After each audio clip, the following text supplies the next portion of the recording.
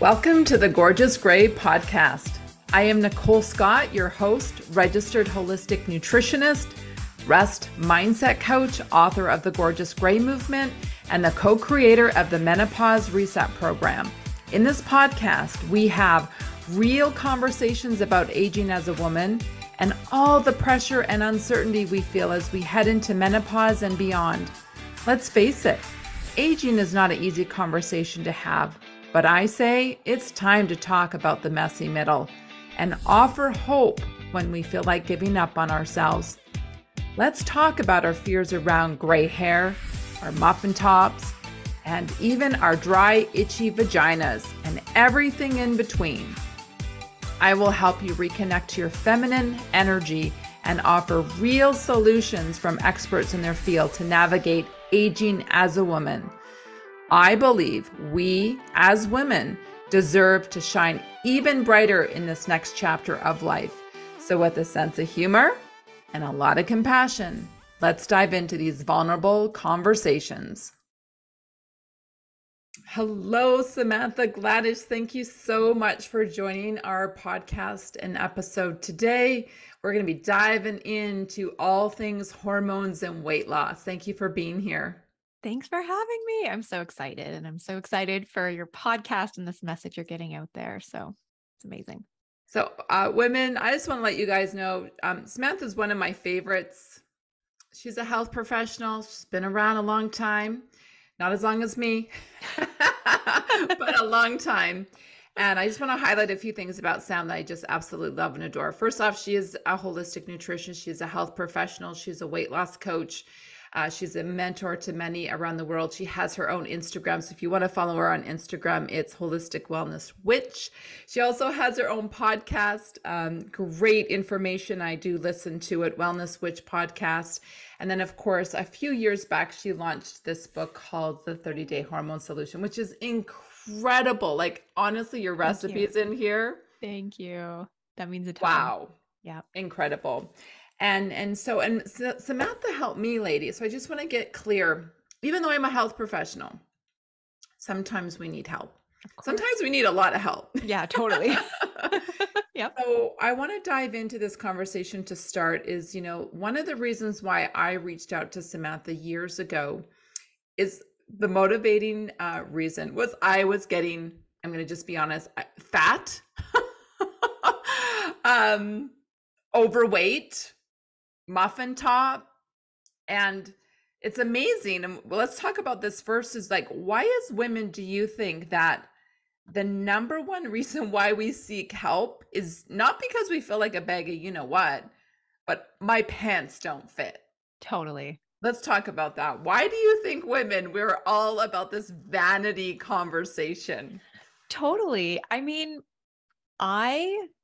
it's okay. Number one, that's what I want to say. Like, it's okay to physically want to change your body. It's okay to want to lose weight. I think that there's this big message going on in the world of social media about like body acceptance and whatnot, which of course is so important. But the flip side of that is you can still have the body acceptance and still want to lose weight and physically look a specific way. Like, let's not make people wrong for that, because I feel like there's a bit of a fine line there, right? Yeah.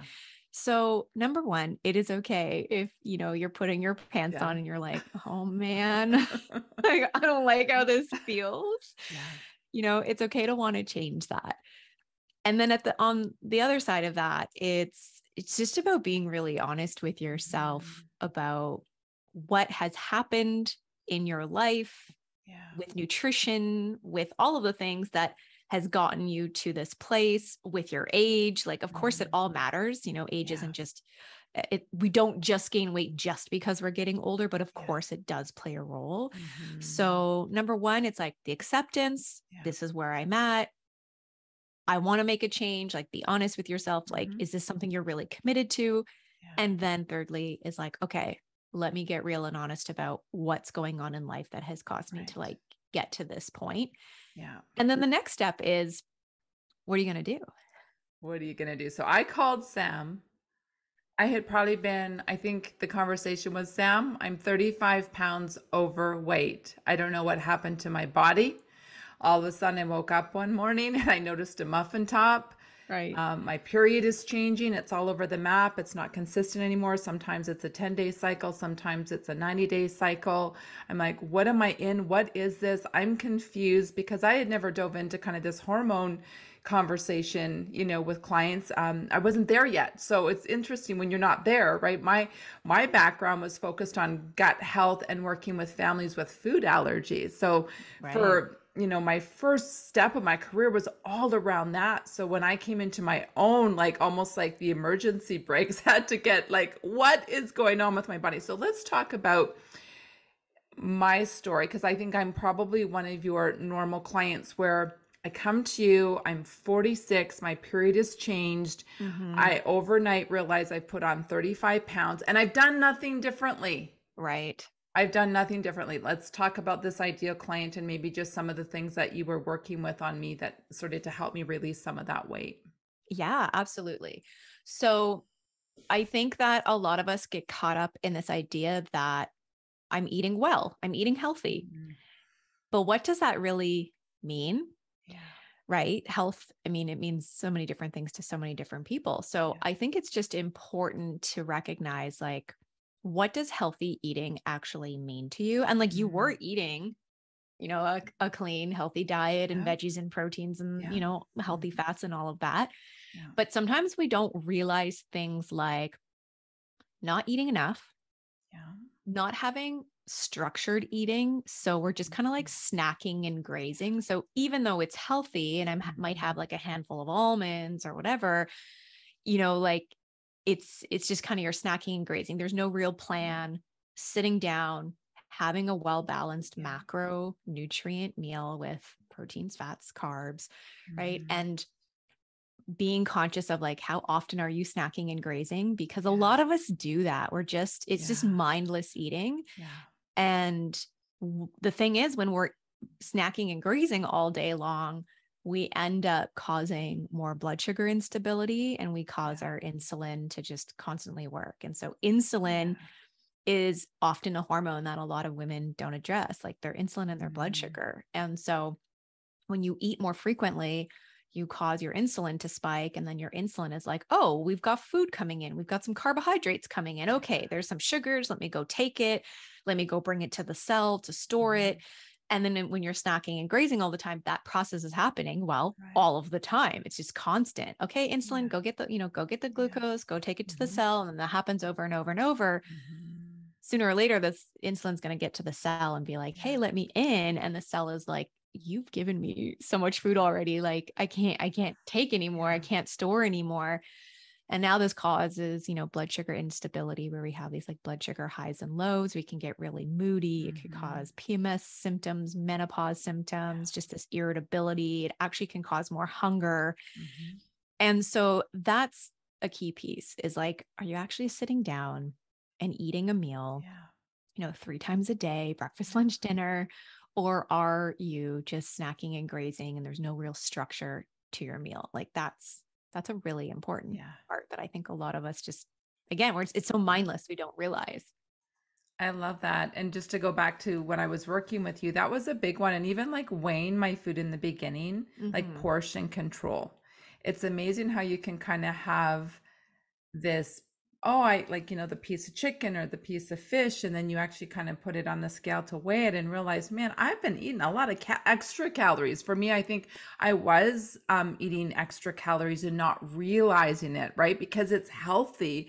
Or I think Yes. the example that sometimes I've used before is like, I'll make that, that shake, that healthy shake in the morning. And then when you start to add the flax seeds and some coconut kefir, and then throw in a half a banana, and then some, and then some berries, and then maybe some oat milk, and all of a sudden, and then maybe you make it into a smoothie bowl, and then you throw in some dry almonds and some granola, and you're like, Right. oh my gosh, my breakfast is 1,200 calories, Yes. right? Do you find Yeah. that with some of your women where they're eating healthy, but man, their calorie count is way too high, especially as we get older? And our metabolism starts to slow down a little bit, our body don't need Definitely. that much calories at breakfast. Definitely. So I see it on both ends. It can go either way, where you're either not eating enough or you're eating too much. And it can be hard to navigate and find that middle ground. Yeah. So, especially when it comes to something like smoothies, it's so Yeah. easy to like throw in fruit, throw in a banana, maybe orange juice and like almond butter and like all kinds of things that are so calorie dense. Yeah. And then we don't realize that like, wow, we just made like a high sugar, high fat bomb that we're drinking, right? And then the thing is, and I love smoothies. However, when we are only like drinking these liquid meals, it goes through us so quickly. And even though you may have enough calories in there, your how you digest that, again, because it's liquid, it just goes through you so much quicker. So you ate a lot or you drank a lot, but then like an hour later, you're starving. Right. So we undermine the power of actually sitting down and eating a meal and chewing our food. Like it's really important. So it's again, finding this balance between, okay, I'm in a rush right now, so I might need something quick like a smoothie, but is this what I'm constantly relying on and I'm not actually sitting and eating food and chewing food? Because it's the chewing that actually stimulates certain enzymes and hormones to go to work. And we kind of skip over that when it's just a liquid meal. Absolutely. So one of my favorites that I've learned is turning it into more of a smoothie bowl. Right. And in my days that I'm not like eating the proteins or the vegetables or whatever, those faster days, right? But For eating. sure. So let's talk a little bit about metabolism. Yeah. We're just thinking metabolism. Oh, I'm getting older. I'm getting into my menopausal years and my metabolism is slowing down. So I'm probably just going to gain some weight and that's just normal, right? Like honestly, a couple of years ago, I went to this sub doctor, like she was substituting for my doctor that was on mat leave. Yeah. And I went in and she's like, oh, you're like 25 pounds, like over what you used to be. She goes, you're probably in this menopausal, you've heard of menopause before. And like, she was older than me. And she was like, don't worry about it. She's like, you know what? This is just normal. And this is what she said, your metabolism is slowing down. Get used to the extra weight. And that was it. There was no conversation about exercise or lifestyle or whatever. Now, I wasn't surprised as a health professional. I've heard of those stories before, but to have it happen to me, I was like, this is what's happening to our women that are going there and they're settling. So let's talk about metabolism and the giving women hope that they don't have to settle. Totally. I know it is so unfortunate. We go to our doctors hoping for some support and feedback. And we often, we don't get that. So we do have to learn how to become our own sort of self-advocate. So metabolism is something we do have control over. It's not just something that, as we start aging, it just kind of slows down. The reason, this slowing down, we hear about the slowing down metabolism is often because we have slowed down, right? We're not as active as we once were. And of course, as we age, our hormones do shift, right? We have a change in progesterone and estrogen, and that estrogen starts to decline as we are heading into menopause and, no longer cycling regularly. And as that estrogen starts to dip, it actually does create changes with how our body takes in sugar. So a lot of the times we have these hormonal shifts that are happening, and we're trying to do the same things we did in like our 20s and our 30s, expecting the same results. And it doesn't work that way. We have to honor where we are now and the hormonal shifts that are happening now, and the energetic output too, right? Because especially as we start nearing our late 40s and 50s, like there's a bigger accumulative effect of like stress, and that stress, if we haven't effectively really dealt with that and found ways to truly support our bodies and that self-care, that stress really does accumulate. And then your energy is sluggish. It starts to impact your thyroid, which is your biggest metabolic igniter. And then that starts to impact your sex hormones. And so things start to slow down. Yes, it's true. But that doesn't mean that that's it. That's what you're destined for. Okay. Hormones changed. You're aging now. So like, forget it. There's nothing that you can do about it. There's a lot that you can do about it. So number one, it's really important to understand that your metabolism, a lot of us think that when we think of the word metabolism, we think weight loss or weight gain. Yeah. And metabolism is so much more than that. I mean, it governs your reproductive health, your digestion, your immune system, your thyroid, how your body detoxes, your energy. Like thyroid, your metabolism is involved in so much of that. It is essentially cellular energy. And so we want to take in glucose and proteins and fats and amino acids. And we want to have this variety in our diet because that goes on to get turned into energy in our cells. Our cells are going to go and make hormones. They're going to receive hormones. And that's what's really going to go on to ignite your metabolism. So, metabolism is something we can control. It is whole body health. So when we think about, oh my God, I'm 50, I'm in menopause, the 25 pounds have come on, my metabolism is sluggish, there's nothing I can do here. When we start to get into that phase, instead of just asking yourself, how do I lose weight? Let's look deeper at what metabolism truly governs and represents in our body. And let's look at these other areas of how is my energy? How is my sleep? How is my thyroid health? How is my digestion and my bowel movements? Because all of this is representative of metabolism.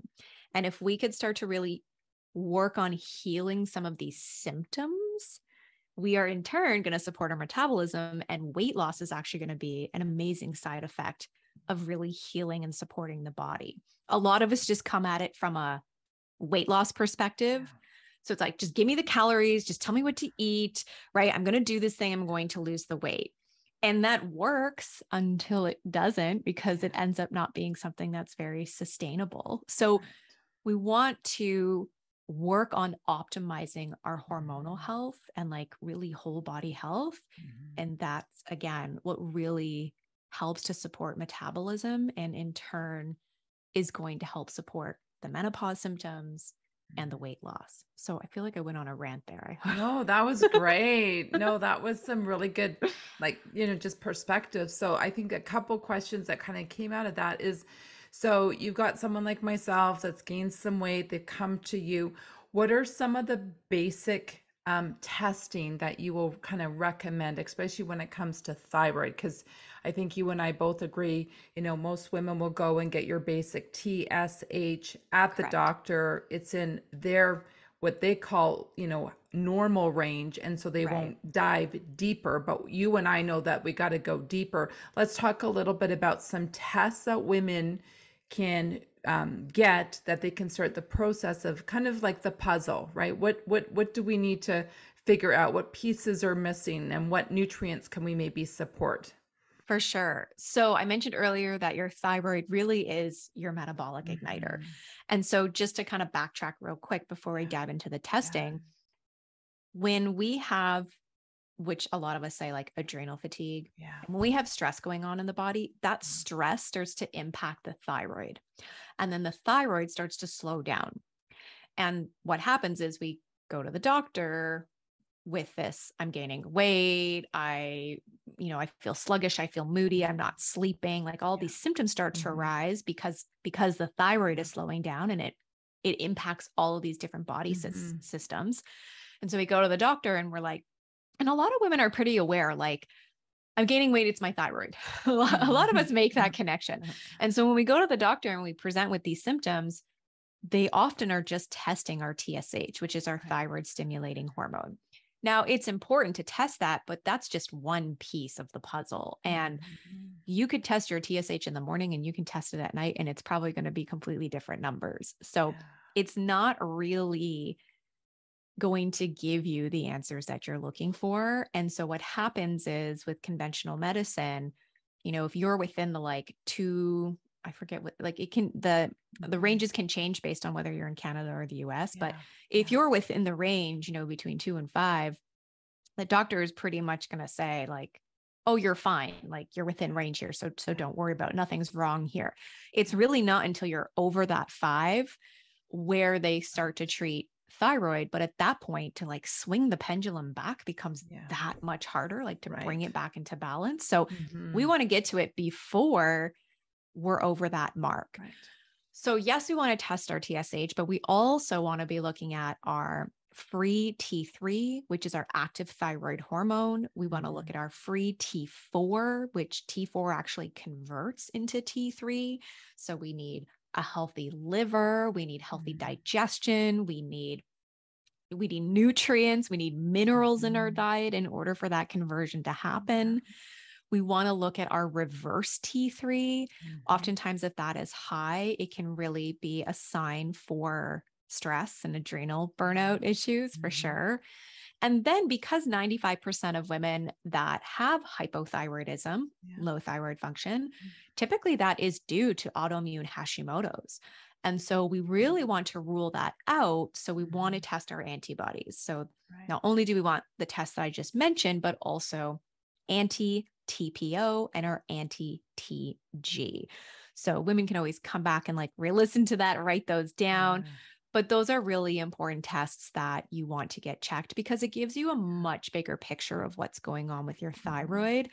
If you see that T3 is low and same with that T4, you know that, okay, if T3 is low, that's my active thyroid hormone. That's what's really doing the work here. So if that's low, it could be because that T4 isn't getting converted, which means you might need further support with liver and digestion. Maybe we need to look at diet and start adding in more mineral rich foods.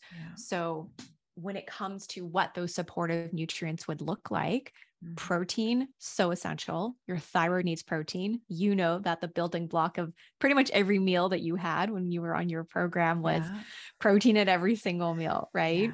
That was really like the star of the show basically on your plate, because that protein breaks down into amino acids, and those amino acids go on to support the thyroid, organs, neurotransmitters, all of the things in the body. So we really want that protein. And another thing that, you probably noticed when you were on your plan is that it wasn't just eating, eggs and chicken all day long. Having a variety of proteins was really important, right?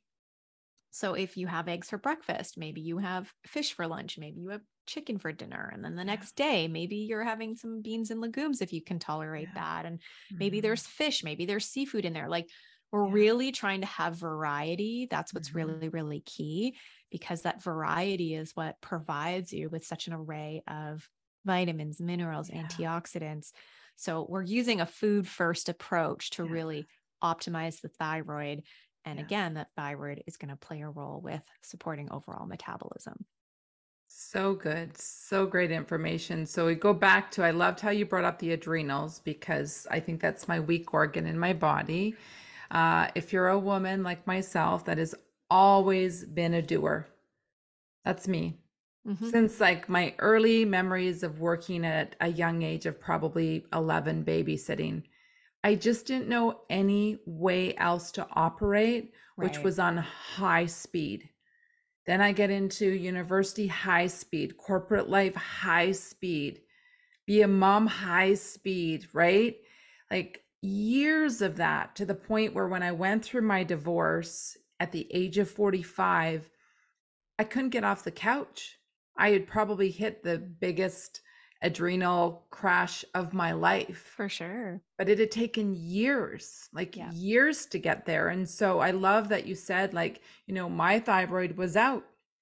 It wasn't just a magic pill to put it back in. I had to go back and deal with my go. So when you put me on the plan, I'm going to get you to explain to the audience, I was working out 6 days a week. Yes. I was tired, but still going to the cardio class. Yes. Talk a little bit to the woman that is connected to the doer. Hmm. And when we are getting to that place where we're rebalancing our thyroid and we're going backwards to help heal the adrenals, what are some of the protocols of the high doer woman that needs to start thinking and doing differently? This was a big one for me, ladies. So listen what Sam's going to say, because I remember gasping and wanting to fight her on this, but I knew I needed to listen.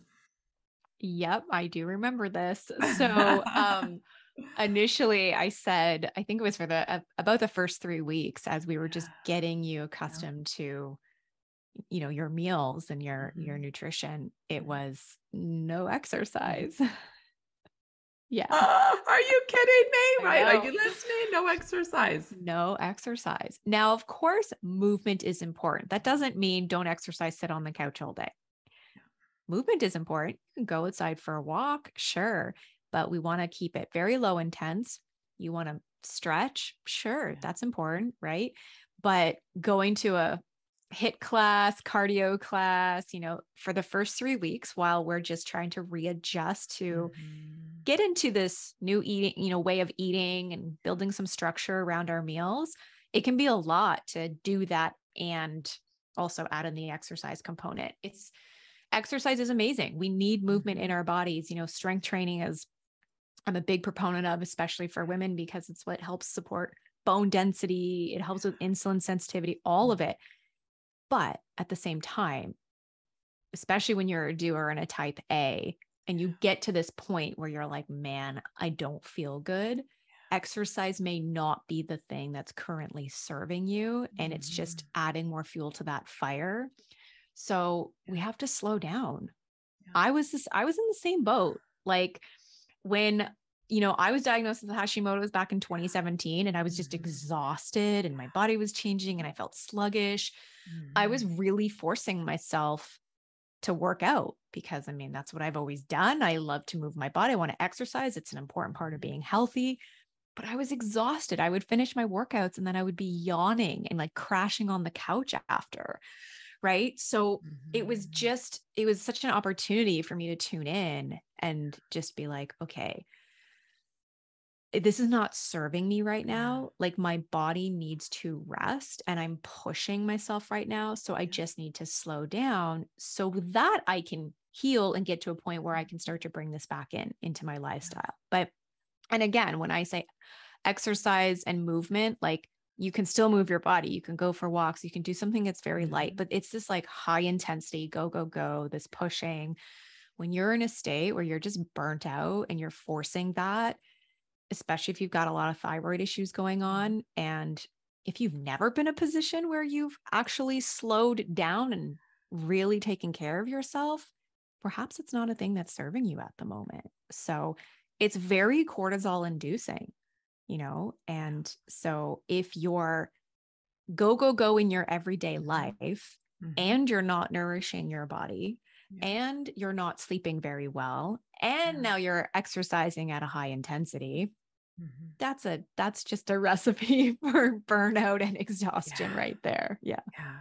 Yeah. And it really will catch up to you. You can't beat it. You think you can, but you can't. It You does catch can't. up to you eventually, right? Yeah. So Hashimoto's. So I keep now an eye on my antibodies for sure. Awesome. Uh, Learning all of this from you, I had also, when my mom was down in Mexico, had told her, I said, you got to go to a holistic center because she had just got treated for the thyroid at her medical doctor. They gave her the thumbs up, everything looks good. So she bought into the story, and she bought into that story for 4 years. So when she went down to Mexico over the pandemic, I said, Mom, you got to go to a holistic practitioner that will deep dive.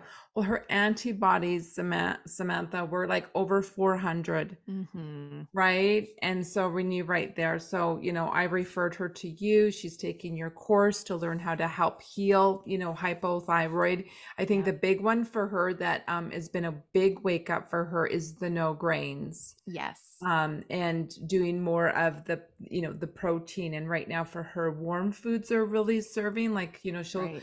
she'll have like a big salad and then she'll like get, massive gas and like she'll clear the room. But if she has like a warm piece of salmon and some, grilled, broccoli and some asparagus, her guts are fine, it settles, and she feels Yes. quite good. So let's talk a little bit about this whole food thing. You get a diagnosis like you did, and if especially if you're coming from like 100% plant-based, because that's where I was coming from when we did the program and the Yes. testing, right? And this advanced testing that came back to said I actually needed to bring some amino acids in from meat, from eggs, from fish, whatever. Do you remember that conversation? I'm like, I Sam, do. Yeah. I've been 15 years plant-based and my blood work is saying I'm not in balance. And Yeah. I had to listen to a few of your podcasts that you had interviewed other health professionals that went from like raw vegan to Yes. same thing. So let's talk a little bit about this like concept of like healing in food, because it's so confusing. It It's like is. 15 years of watching the Netflix and the books and following leaders in plant-based living to all of a sudden going, oh my God, I'm bringing meat back. Is meat bad for me? Am I going to have a heart attack because I've eaten too much? Like there's just so much. And I think you just did a post on that on Instagram. Yeah. I was like, oh my gosh, I want to talk about that. So Yeah, let's dive in definitely. about this whole thing about eating for a healthy thyroid, what that could look like, and then this idea of grain-free, and then moving potentially from vegetarian to that based on your blood work. Absolutely. So, obviously, as you know, I am a proponent for animal Yeah. foods. Mhm. And the reason that is because they are incredibly nutrient dense. Mhm. And there are things that we get from animal products that we just can't get plant based. So, for example, vitamin A. Mhm. Vitamin A in its real form is retinol. And you cannot get that from animal products. And you need that vitamin A for your thyroid. You need it Mhm. for metabolic function and cellular Yeah. energy and mitochondria, all of it. When you eat plant based, you get beta carotene, which is a form of vitamin A. Yeah. But that beta carotene has to go through numerous processes to convert into retinol, and you need a healthy liver, and there's all sorts of things. The chances of that converting are slim. So you do Mhm. not get retinol from plant-based. You only get that from animal-based. So B12, of course, is another Yeah. one that we hear about a lot, your B vitamins. So I'm not against plant-based. We need plant foods in our Yes. diet, absolutely. Yeah. But it's having this healthy balance, which is also bringing in those animal products, because they are actually easy to digest. They're so nutrient dense, they're mineral rich, and they are they're the digestion of it is actually so important. And I think we've been told the opposite for so many years, that Mhm. oh, if meat is hard to digest and break down, or dairy is hard to digest and break down. It's actually that's not the case. When you have foods that are so nutrient rich, and that especially when you and don't have like really hard cellulose and fibers, Mhm. it becomes that much easier to digest. So Right. I know so many women, and myself included, over the years, when it came to, being healthy, it was always like having big salads, eating lots of vegetables, having cruciferous vegetables. And again, I'm not against these foods, but when you are eating them in their raw state, they are really hard on your digestion. And then they impact your gut. You haven't broken them down efficiently. You get bloated, you get gassy. Mhm. You're not able to excrete the nutrients out of that very well because you weren't able to break it down very efficiently. And so we're just filling up on these like raw greens and these raw veggies because we're trying to get all the nutrition. But actually, if you just had a little bit of organ meat, or if you had some beef or some bone broth or Mhm. a little bit of dairy or raw dairy, like Mhm. you're actually going to get all the nutrients that you need in a very easy to digest form. Especially something like dairy, it's been like condemned. Mhm. And I'm lucky that I get my hands on raw milk and Yeah. raw cream. And it's just crazy to think that we have really like vilified this whole like dairy, and cheese and whatnot. And it's like, when I think about ancestrally and sitting around my grandmother's table, there was homemade sourdough bread, there was meat, there was fish, there was raw dairy, there was like that's what I had. That's what I grew up with. And there was vegetables, but like, this is the foods that so many of us ancestrally have grown up with and have been like in our lineage, and to really honor that. And the dairy, of course, when we're talking about pasteurized dairy and whatnot, yes, that's problematic. But like, the fact that raw milk in Canada is illegal is so wild to me. Like, it is loaded with vitamin D, vitamin K2, vitamin A, which is going to give you that retinol. It is actually a perfect combination of all your macros, protein, fat, and carbs. So it's actually great for balancing blood sugar. It is such a nutrient dense food, organ meats loaded with copper, which is what so many of us are depleted in, which is what our cellular energy needs, which is what our thyroid needs, our adrenals need it.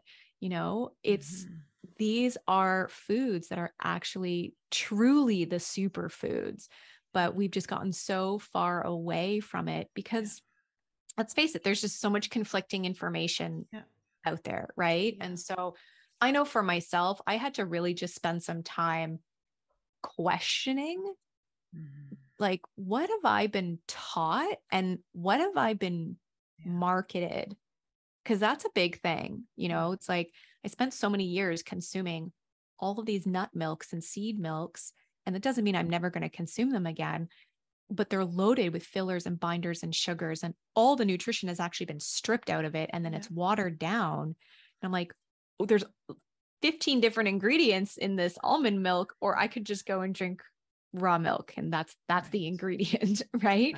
Or make it. I just actually bought a gift for my friend and I got her the almond cow. Oh, I love it. I have it too. Water and and so you can make it and put the nutrients back in. Now, I will say, I know for like maybe touch on this, like every body is different and every body is going to show up a bit differently on different foods. And I know for me, from an early age, that if I did have dairy, I would get mucusy, right? And I had like a postnasal drip. And as soon as I eliminated, now this is just me going to the grocery store and getting whatever quality of dairy, whatever quality of milk, from the grocery store.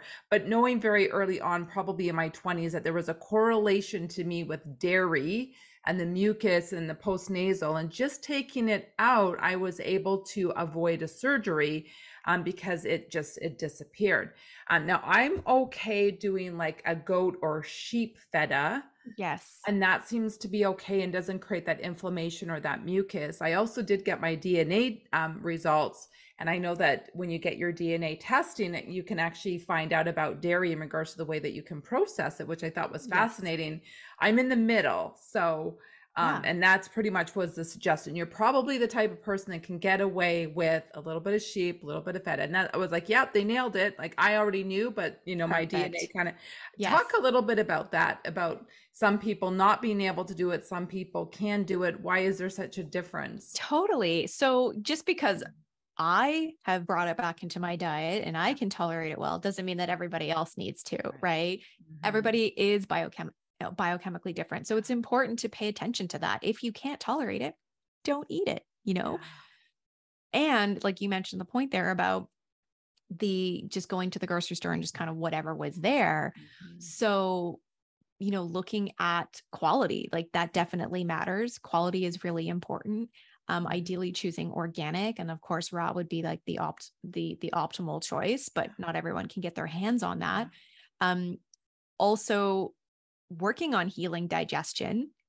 As you work on healing digestion, you could probably find you can tolerate these foods a lot better, because oftentimes it's not the food itself, but it's because something is going on in the body, whether it's immune or digestively, that needs some further support so that we can better tolerate these foods.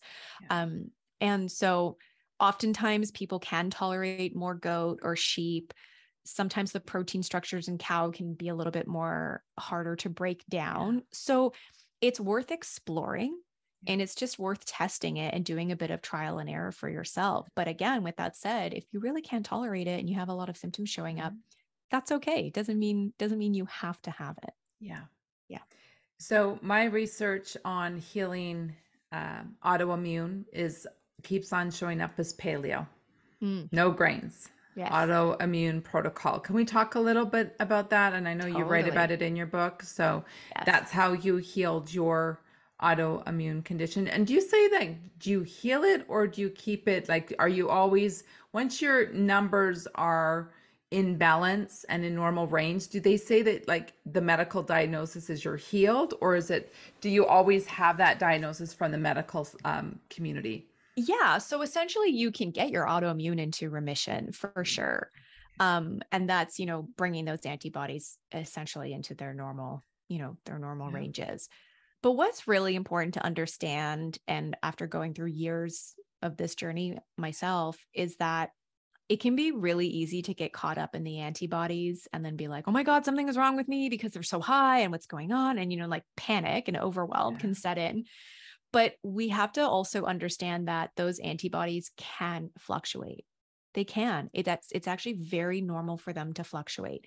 Now, mind you, I've definitely worked with clients where their antibodies were like in the 4,000s. And that's scary because that is really showing a sign of like some deeper stealth infection that's going on there that needs to get addressed. So a lot more further testing, especially like gut and whatnot, would have to happen there. But like, for example, you mentioned your mom, she was in like the 400s, right? And like I was around in the 600s or so. And so of course we want to work on bringing those down. Absolutely. But recognize that it's very normal for them to fluctuate. So with the paleo or autoimmune paleo protocol, essentially what you're doing is removing a lot of the anti-nutrient foods like grains and legumes, that can be really hard to digest and break down because we're really trying to essentially lighten the load, I guess you could say, on the digestive system and really bring in the nutrient dense foods. So focusing more on fruits, roots, and animal proteins as well.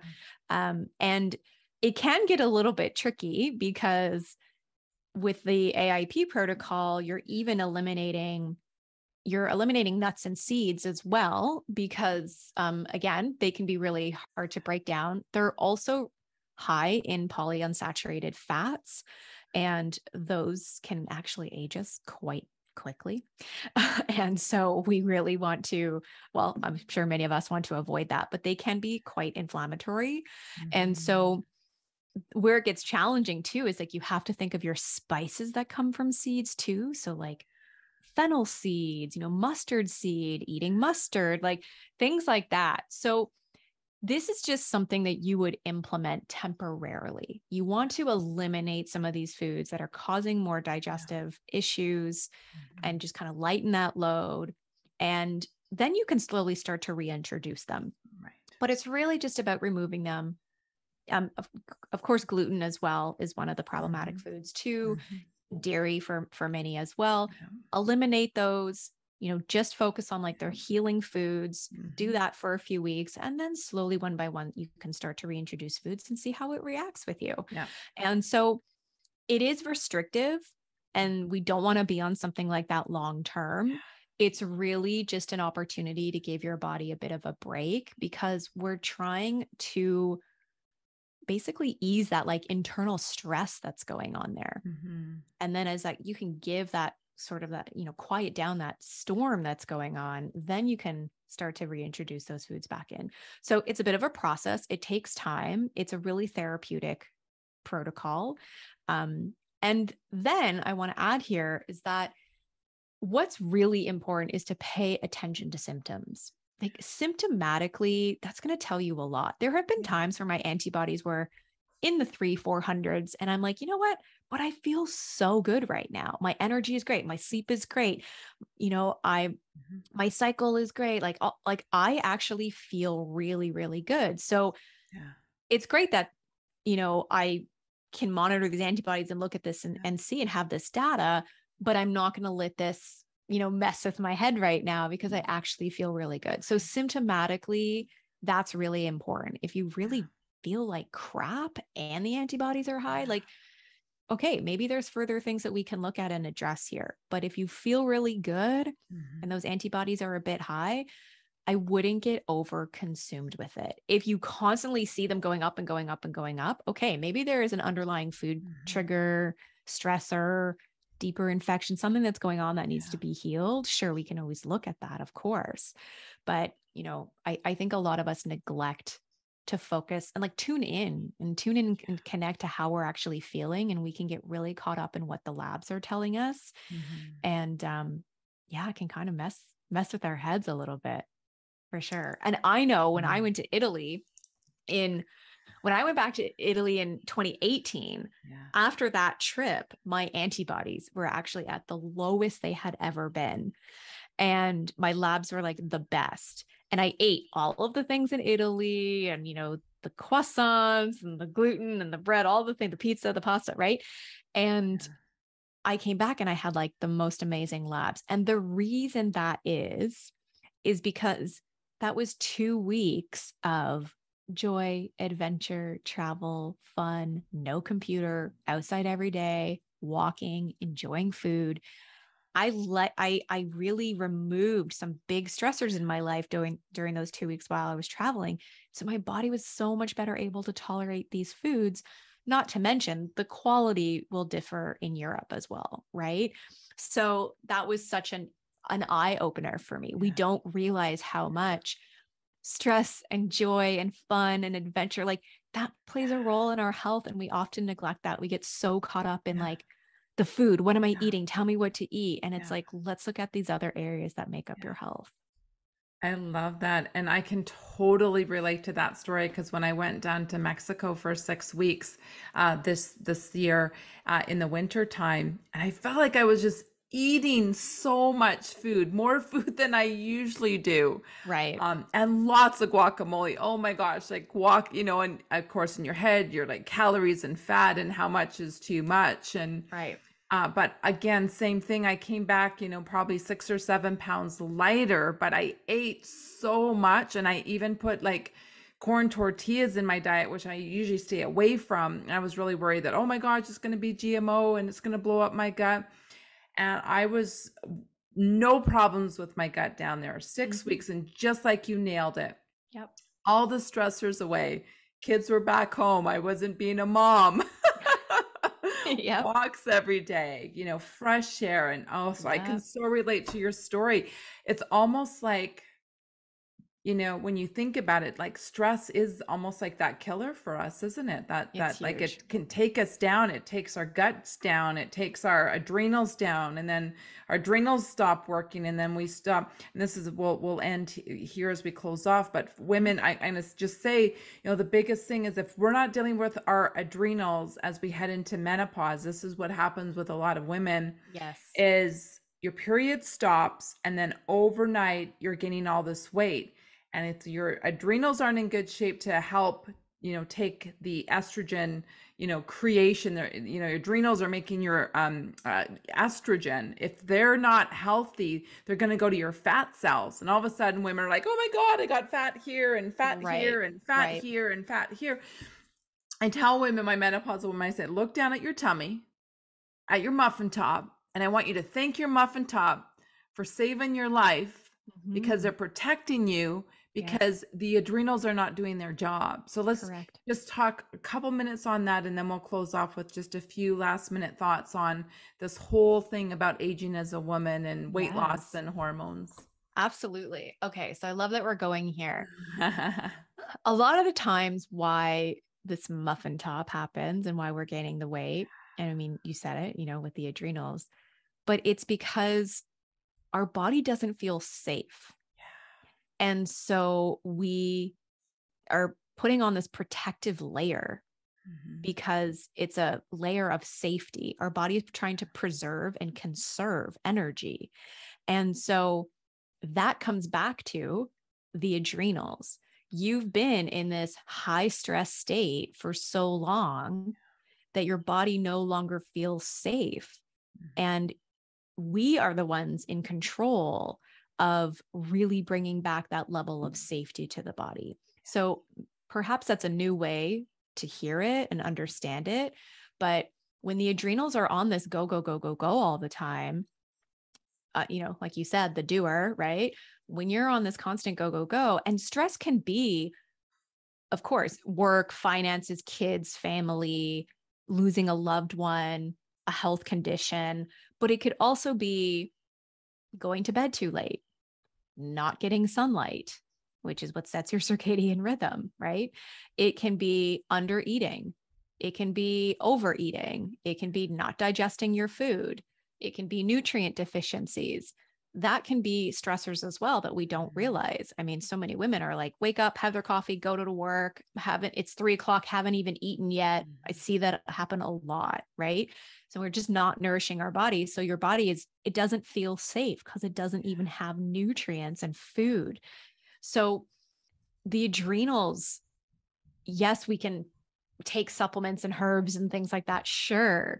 But what's really going to heal the adrenals is slowing down. You have to slow down. You have to give your body the opportunity to like take a deep breath and actually feel safe. Like everything is like, it's going to be okay. You're there to protect it and keep it safe. And that means eating well, hydrating, moving your body, sleeping well and having a healthy sleep routine and going outside. I cannot stress the sunshine enough, even if it's a cloudy day, rainy day, snowy, cold, -30, which I absolutely hate the winter, but it's so important to go outside because that natural light is what communicates to your body and sets your circadian rhythm and supports your melatonin, your sleepy hormone, your serotonin, your happy hormone. That it's life.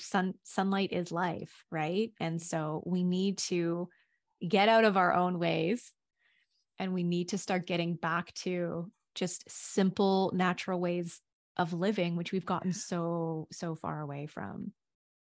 I love it. That's good. That was a real good close, I think. I mean, women, her message, couple things, you're not feeling well, tune into the symptoms, find a health professional that can do your advanced testing if your medical doctor is not willing to go there or, has the capacity even to do that, right? Because a lot of times they say that their hands are tied, right? Yes. And then Sam just wrapped it up in a bow in regards to women as we're moving through this, thing called life and aging.